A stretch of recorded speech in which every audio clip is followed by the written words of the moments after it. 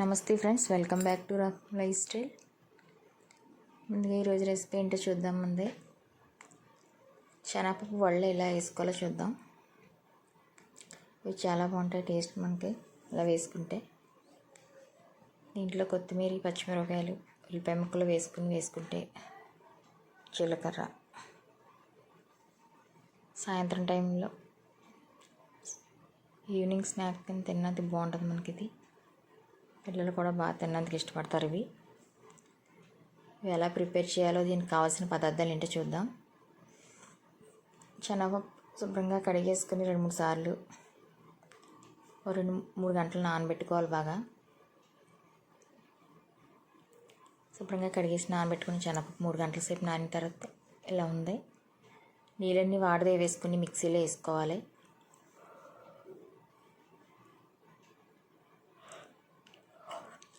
నీళ్ళని వాడదే వేసి మిక్సీలో వేసుకుని టేస్ట్ తగ్గ సాల్ట్ వేసుకుని బరగ్గా మిక్సీ పట్టుకోవాలి.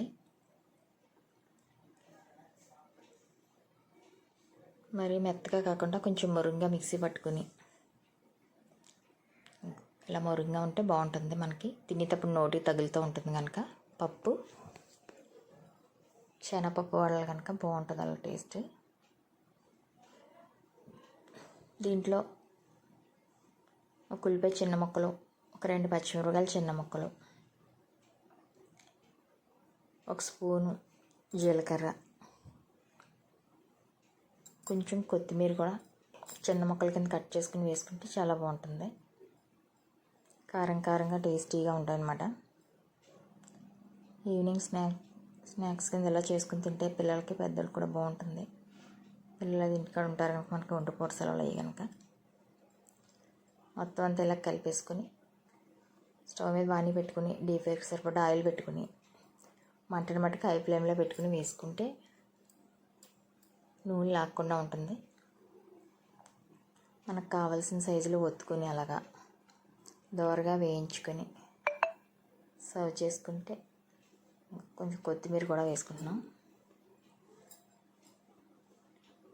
ఇలా ఒత్తుకుని అన్నీ దోరగా వేయించుకుని సర్వ్ చేసుకుంటే ఎంతో టేస్టీగా రుచిగా ఉండే శనగపప్పు వడలు రెడీ అయిపోతాయి ఫ్రెండ్స్.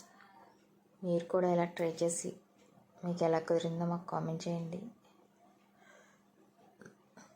అన్నీ ఇలా వేసుకుని ఆయిల్ మట్టుకు నేను డీప్ ఫ్రైకి సరిపడ్డ ఆయిల్ అంటే మరీ ఎక్కువ వేయకుండా తక్కువగానే వేస్తాను. ఎక్కువగా వేసుకుంటే నూనె కాగిపోయిన నూనె మళ్ళీ ఇంకోసారి వాడితే 2-3 సార్లు బాగోదని నేను తక్కువగానే వేసి వాడతానన్నమాట.